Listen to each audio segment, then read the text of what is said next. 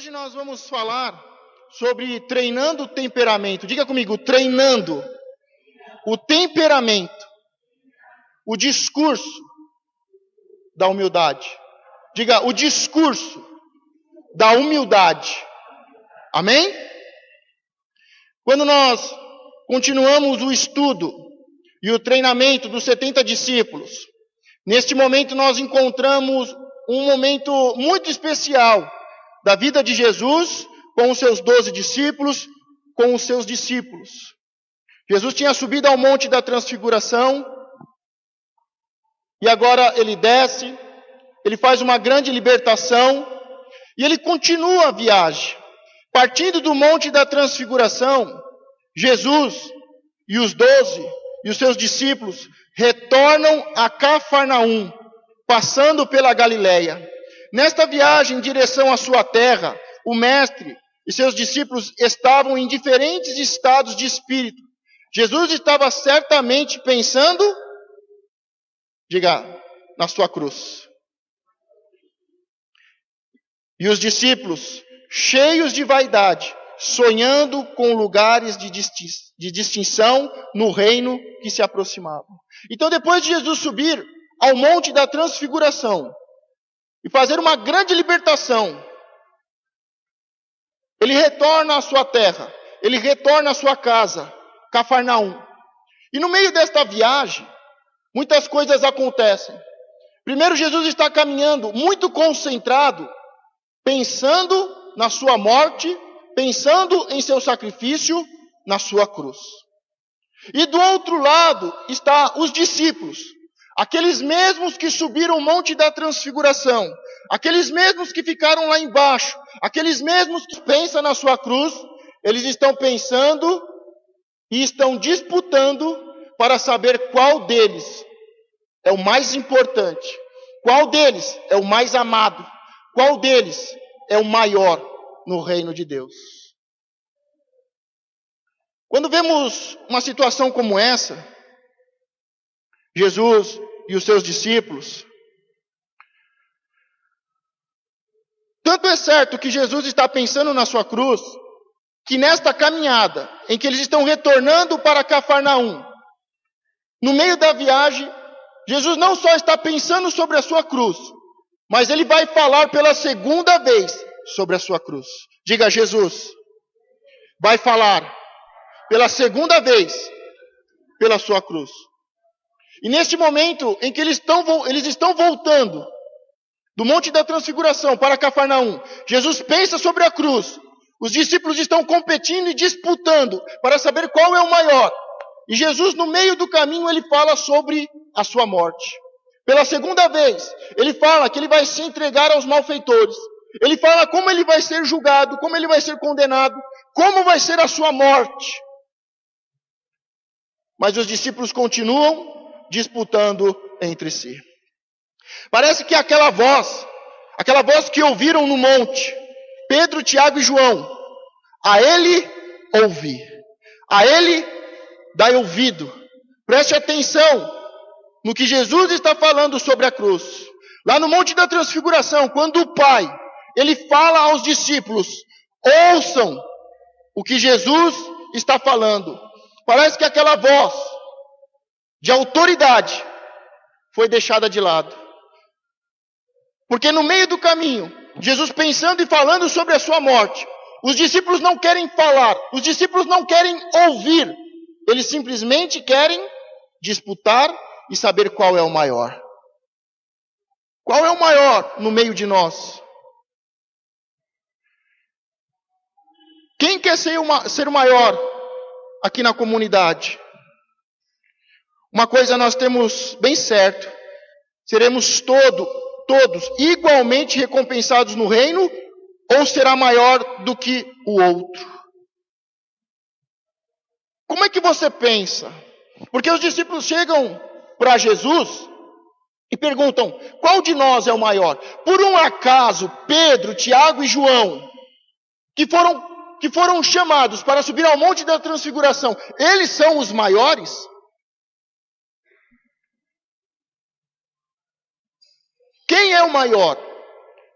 E nós temos que ter consciência se seremos todos iguais, igualmente recompensados no reino de Deus, ou será que vai acontecer, ou será que um será maior do que o outro?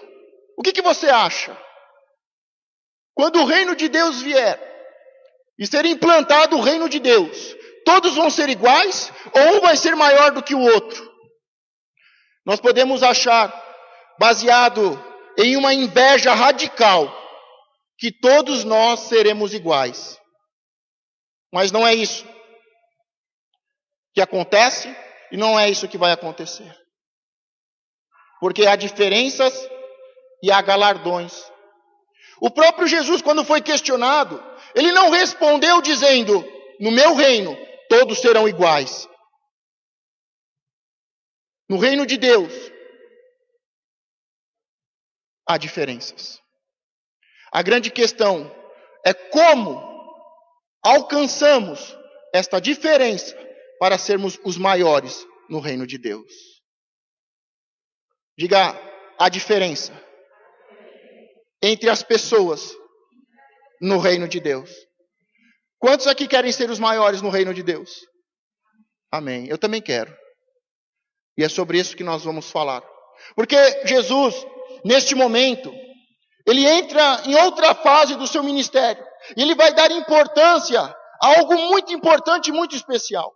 Nós vimos que no começo do ministério de Jesus, ele dava muita importância a duas coisas. Lembram? A palavra e os milagres. O ministério de Jesus tem dois grandes fundamentos. Um é a palavra, a sua doutrina com poder e autoridade. E a outra são as curas, as libertações, os milagres, as maravilhas. Mas Jesus, a partir de agora, até o final do seu ministério, ele não vai dar tanta atenção à doutrina do reino e nem a fazer milagres e prodígios. Mas ele vai se preocupar com uma coisa muito importante. Diga, com o caráter. Porque os discípulos já tinham aprendido a orar. Os discípulos já eram intercessores. Os discípulos já conheciam a doutrina do reino. Os discípulos já eram discípulos que acompanhavam e seguiam o seu mestre. Eles venceram as dificuldades. Eles venceram as tentações, eles venceram as crises, se mostraram fiéis. Mas ainda era necessário trabalhar o caráter. E é hoje, acredito eu, que a coisa mais importante que nós, como líderes, como cristãos, devemos trabalhar. Devemos, a partir de agora, colocar de lado a doutrina do reino, os milagres e prodígios, e colocar no centro, como prioridade, a formação do nosso caráter. Tem muitas pessoas hoje, muitos líderes, pastores, apóstolos, há muitos profetas, evangelistas, há muitos cristãos que estão há muitos anos dentro da igreja. Pessoas que sabem orar, pessoas que sabem orar e são intercessores. São guerreiros no mundo espiritual, sabem orar, sabem interceder. São discípulos, venceram as tentações, venceram as crises, provaram que são fiéis. Mas mesmo com toda esta bagagem espiritual, oração, intercessão, com a doutrina, com poder, com autoridade, ainda não possuem um caráter formado. Ainda deixam os ciúmes, a inveja, a competição, ainda deixam o coração ganancioso dominar. É possível você buscar a sua própria glória, tentando glorificar a Deus. Eu estou enganado? Ou isso é uma verdade no nosso meio? Porque era uma verdade no meio de Jesus. Os discípulos saíram E Jesus diz: eu vi Satanás descer, eu vi Satanás cair como um raio. Os discípulos tinham poder e autoridade. Os discípulos venceram principados e potestades. Eles entravam nas vilas, evangelizavam, oravam, curavam, expulsavam demônios. E eles chegaram todos animados, dizendo: Senhor, até os demônios se sujeitam a nós.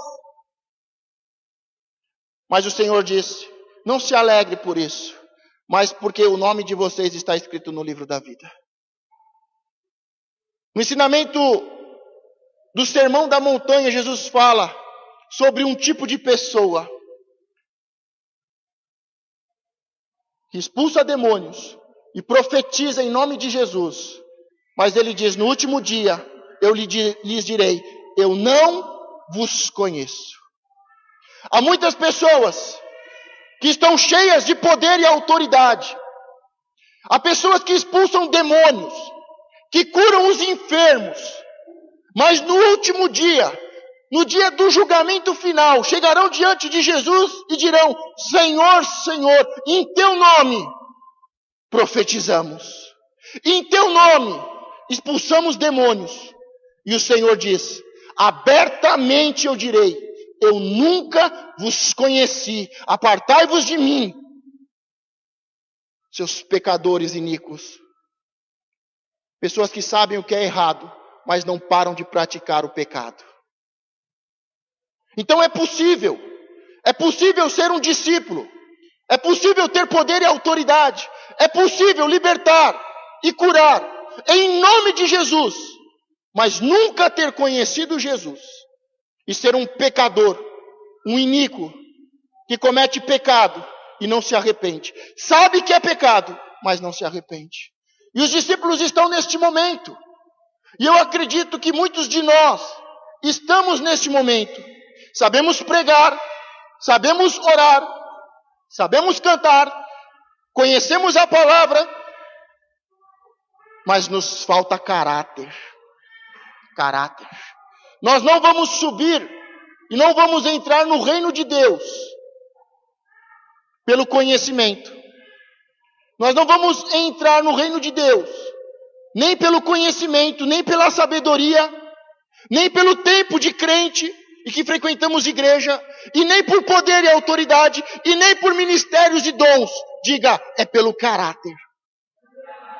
Se você quer entrar no reino de Deus, é pelo caráter. É pelo caráter. João Batista foi chamado por Jesus como o maior homem desta terra. O Senhor diz: ele é muito mais do que um homem, é muito mais do que um profeta, ele é um anjo do Senhor. E João Batista não fez um milagre. Não é o que estou falando e pesquisei na Bíblia. A própria Bíblia diz: João Batista não fez nenhum milagre, mas ele era o maior antes de Jesus. Você quer ser o maior? Então não se preocupe com virtude, no sentido de poder e autoridade, mas se preocupe no sentido de caráter. Diga: caráter. Por isso, há uma diferença sim entre as pessoas no reino. Há uma diferença entre os filhos de Deus. Uns serão maiores e outros serão menores. Mas é pelo caráter. Não é pela sua pregação, não é pelo seu louvor, não é pelo seu tempo de igreja, é pelo seu caráter. Ao chegar em Cafarnaum, Jesus aproveitou a primeira oportunidade para advertir sobre a disputa em que os discípulos se engajavam, e escolheu a ocasião para fazer um sermão memorável sobre humildade e tópicos afins, escolhidos para servir ao propósito de disciplinar o temperamento e a vontade deles. Diga: com o propósito, mais forte, com o propósito de disciplinar o temperamento e a vontade deles. Pessoas cheias de paixões, ambições e ciúmes só conseguem brigar entre si, promover a desonra e fazer brotar em volta de todos confusão e a obra maligna. O que tem acontecido ao seu redor? É um ambiente de paz e prosperidade? Ou é um ambiente de confusão e perturbação?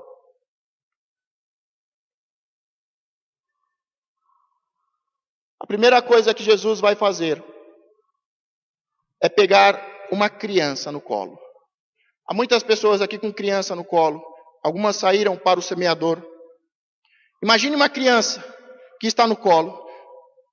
Jesus aproveita a oportunidade e pega uma criança no colo. Diga, uma criança de colo. E ele diz, como uma criancinha. Se você quer ser o maior no reino de Deus, você tem que ser como uma criancinha de colo.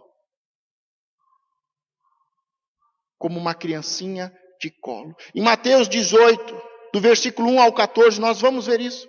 A primeira lição ensinada é esta. Para ser grande no reino, sim, para ganhar acesso completo ao reino, é necessário se tornar como uma criancinha. Mateus 18, 3 e 4.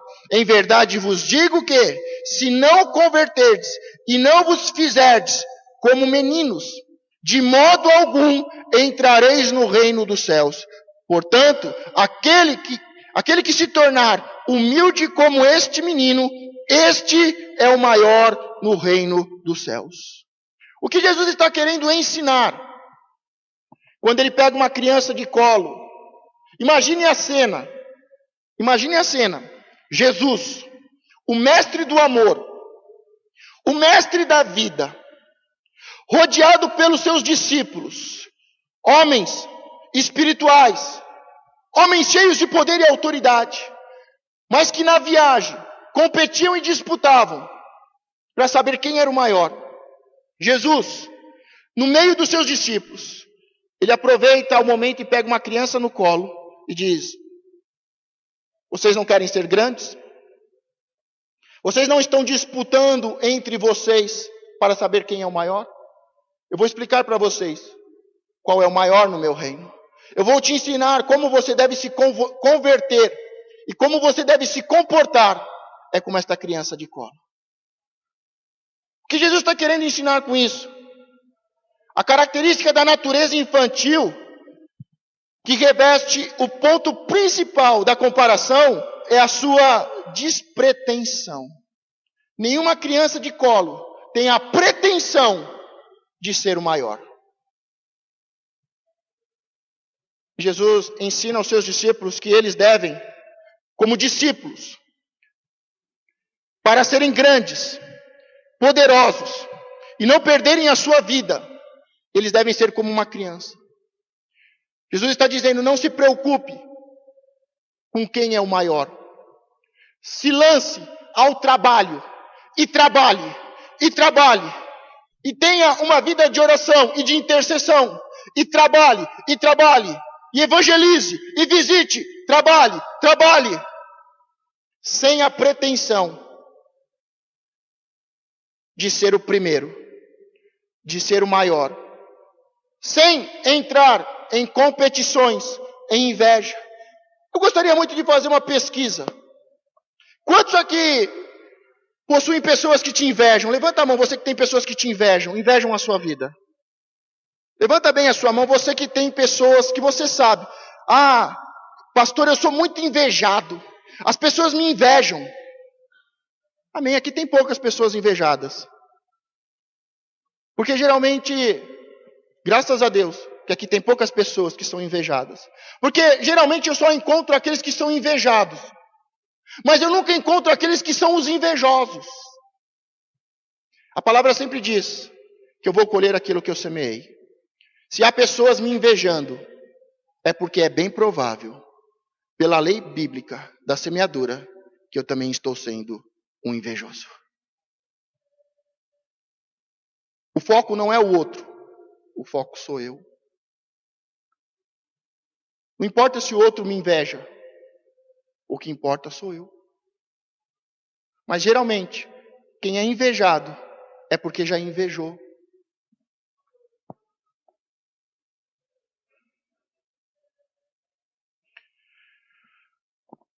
A segunda lição em que Jesus traz sobre esta criança, a lição seguinte que Jesus ensinou aos seus discípulos foi o dever de receber os pequenos. A primeira lição é, diga, ser como uma criança. A segunda lição que Jesus traz aos seus discípulos é receber as crianças. Diga, receber as crianças. Agora, não é no sentido de ser uma pessoa como uma criança, simples, humilde, que faz e que trabalha, sem pretensões, sem competições, mas de receber as crianças. E crianças agora no sentido dos indefesos, dos fracos, dos oprimidos, dos órfãos, das viúvas, dos estrangeiros, dos injustiçados. Por que Jesus faz este paralelo? Ser como uma criança e receber as crianças. Porque toda pessoa que não é como uma criança, por causa da competição e da ganância, da inveja, ela vai maltratar os menores. Por isso que ele faz esse paralelo. Você tem que ser como uma criança. E você tem que receber as crianças. Receber os necessitados, os órfãos, as viúvas, os estrangeiros, os injustiçados. E nós vemos que todo aquele que não é como uma criança, mas é invejoso, é ganancioso, ele disputa, é competitivo para ser o maior, ele vai pisar em quem tiver que pisar. Ele nunca vai respeitar os menores. O profeta Elias, se eu não me engano, Elias ou Eliseu, eu sempre confundo. Mas um dos dois profetas, a mesma unção profética e apostólica. Certo dia, este profeta apostólico chegou diante de um líder e falou: você vai invadir a cidade, você vai matar os pequenos, você vai matar e destruir as mulheres, e você vai matar as crianças que estiverem no ventre das mulheres com a sua espada. E aquele líder falou: nunca, nunca. Mas passado algum tempo, aquele líder, que foi visitado por um profeta, e recebeu uma palavra profética vinda do trono, passado alguns tempos, ele invade a cidade, ele mata as crianças, os inocentes, e ele chega a matar as crianças que estão ainda no ventre das mulheres com a sua espada. Quando há um espírito maligno ainda adormecido no nosso coração, no nosso espírito, na nossa alma, nós podemos achar hediondo fazer algo contra uma criança. Mas quando esse espírito encontra uma oportunidade, ele pisa e ele destrói os menores, os indefesos. Pode ser que haja um espírito adormecido. Porque se você não abrir o seu coração para ser ensinado e doutrinado, para ser treinado, treinar o seu temperamento e receber o discurso da humildade, mais cedo ou mais tarde, nós seremos tomados pelo espírito da competição e da ganância e iremos fazer coisas terríveis. Por isso a preocupação de Jesus agora, até o final do seu ministério, é treinar o comportamento, o relacionamento, para que os seus discípulos não se percam e se tornem tiranos como as autoridades do mundo. A segunda lição é receber os pequeninos. E eu me lembro que, em certa ocasião, Jesus diz, porque os discípulos não queriam deixar as criancinhas chegarem até Jesus. Jesus diz aos discípulos: deixe vir a mim as criancinhas. Uma coisa que nós temos bem claro: Jesus receberia todos os tipos de bondade para com as crianças como se foram feitas a Ele. Os ensinamentos de Jesus, Ele diz: olha, o que você fizer para uma criança, o que você fizer para um necessitado, um estrangeiro, uma viúva, um injustiçado, o que você fizer para uma criança, você está fazendo para mim.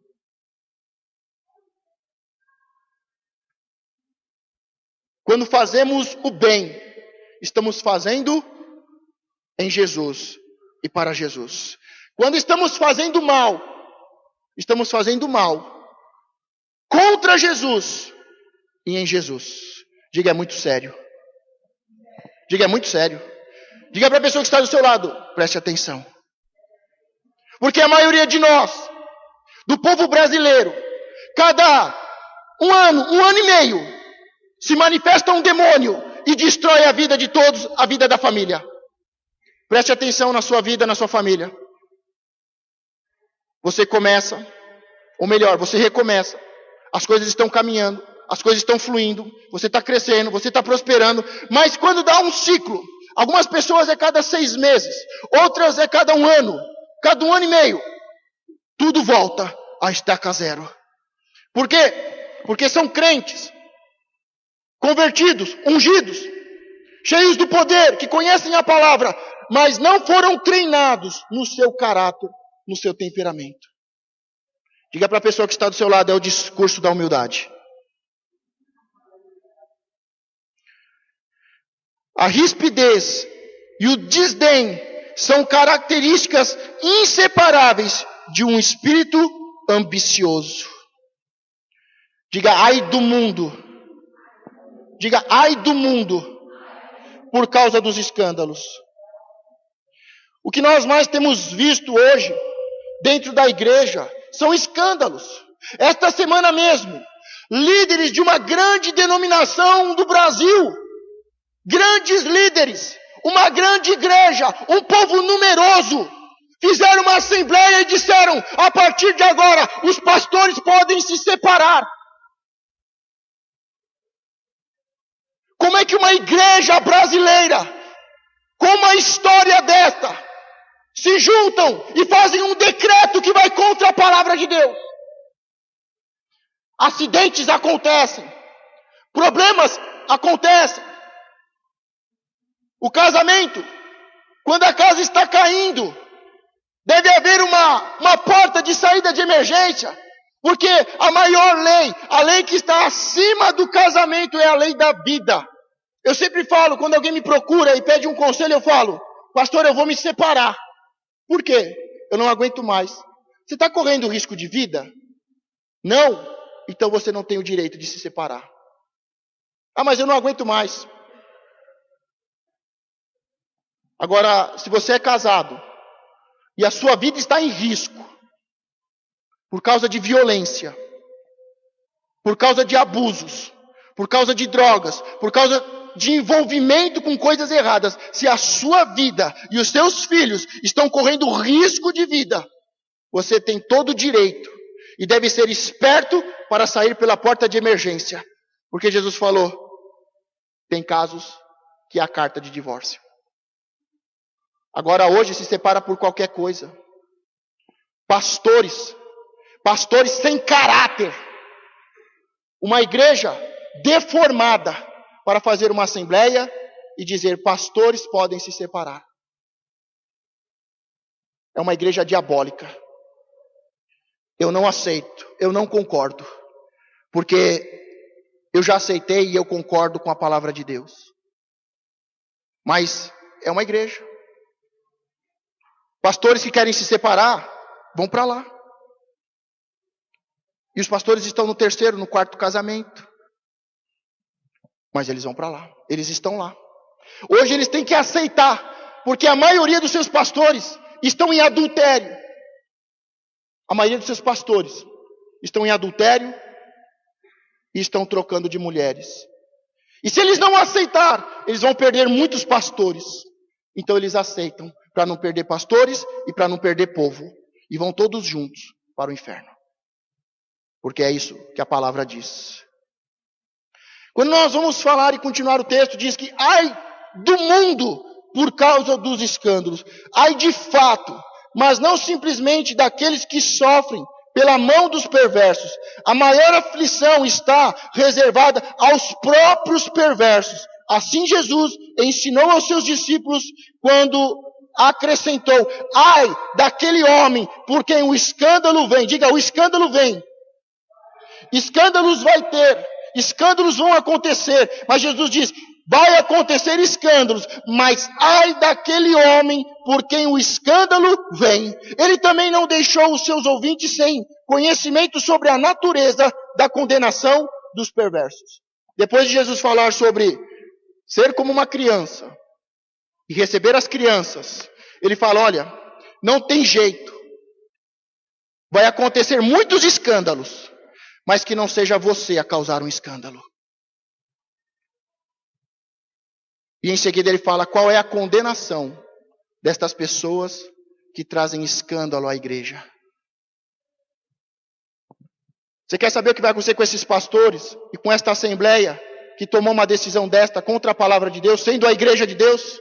Jesus deixa bem claro que é melhor que eles peguem uma pedra de moinha. É uma pedra gigante, muito maior do que aquela que foi mostrada no filme que prendeu a mão. Ele diz, pegue uma pedra de moinha, coloque no seu pescoço e se lance nas profundezas das águas.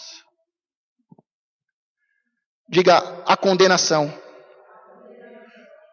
A expressão melhor lhe fora significa que tal pessoa merece esta consequência. E está implícito, embora não esteja expresso, que é o que ela receberá quando a vingança divina finalmente a alcançar. Ela vai afundar como um chumbo nas águas. A palavra de Deus diz que vai pegar os pecados daqueles que se arrependem e vai lançar nas profundezas da água. E nunca mais se lembrará deles. Mas uma pessoa que não se arrepende dos seus pecados, porque aquele que se arrepende, os seus pecados serão lançados nas profundezas das águas, mas aquele que não se arrepende será lançado junto com os seus pecados nas profundezas da água. E nunca mais sairá de lá. Ele vai para o fundo e nunca mais voltará a subir. Não terá mais a oportunidade de crescer, de avançar e conquistar. Todas as ofensas contra o irmão são ofensas contra nós mesmos. Este é principalmente o ponto que Cristo deseja que seus discípulos aprendam. Nosso grande mestre disse com efeito, portanto, se o teu olho direito te escandalizar, arranca-o e atira-o para longe de ti.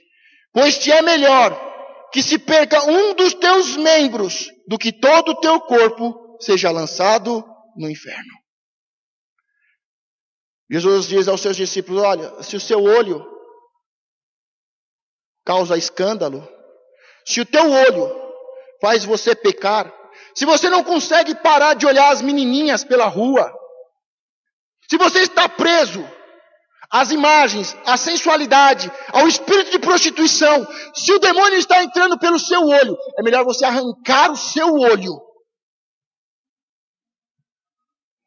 para que você entre no céu, sem olho e sem um braço, mas para que você entre no céu.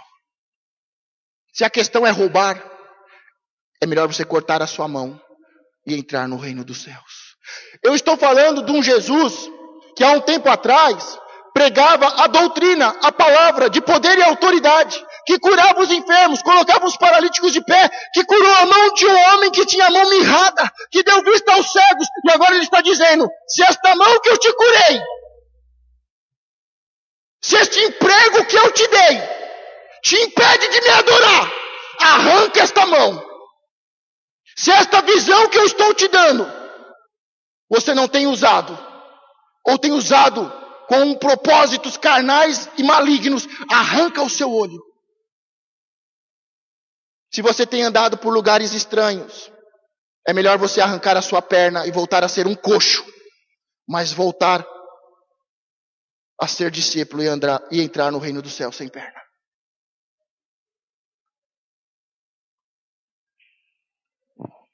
Jesus está deixando bem claro, tem coisas na nossa vida, no tratamento do caráter, no treinamento do temperamento, no discurso da humildade, que nós temos que cortar da nossa vida. Se a sua mão tem te feito pecar, corta a sua mão.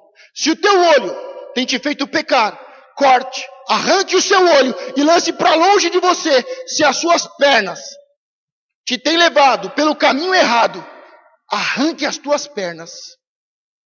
Porque é melhor perder um olho, uma mão, uma perna.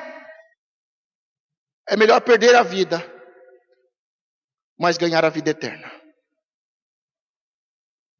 Diga, Jesus prefere que eu perca um olho do que eu perca a vida eterna. Por isso, quando se fala de treinamento do caráter, Jesus está dizendo bem claro, tem coisa que precisa cortar. Corta a inveja, corta os ciúmes, corta a competição. Corta o pecado da sua vida. Corta, arranca, lança para longe de você. Porque isso vai fazer você perder a sua vida. É como a história real. Um jovem, aventureiro, metido a herói, não fala com ninguém, não dá satisfação da sua vida. Ele é independente, ele cuida da sua vida, ele é dono do seu próprio nariz. Mas certo momento ele fica preso em uma pedra, ele fica preso em uma situação, ele fica preso a um pecado. E se ele não se soltar daquele pecado, ele vai morrer. O filme é muito forte. Teve pessoas que quando assistiram no cinema passaram mal. Porque mostra de verdade ele com o canivete cortando o seu braço. Mostra ele cortando, ele caindo para trás, tonto. Depois de 6 dias preso, sem comer, fraco. Ele cai para trás sem o braço. Ele envolve o seu braço, ele sai correndo, encontra outras pessoas. E levam ele. E ele consegue se salvar.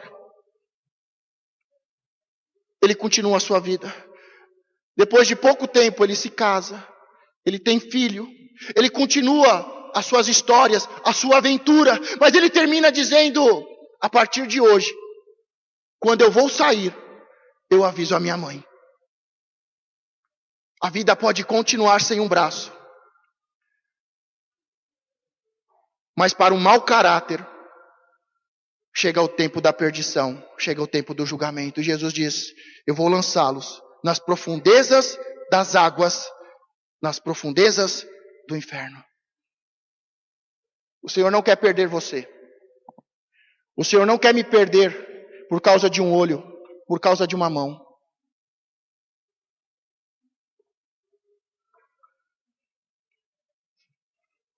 E eu quero te fazer uma pergunta. Você vai se perder por causa de um olho?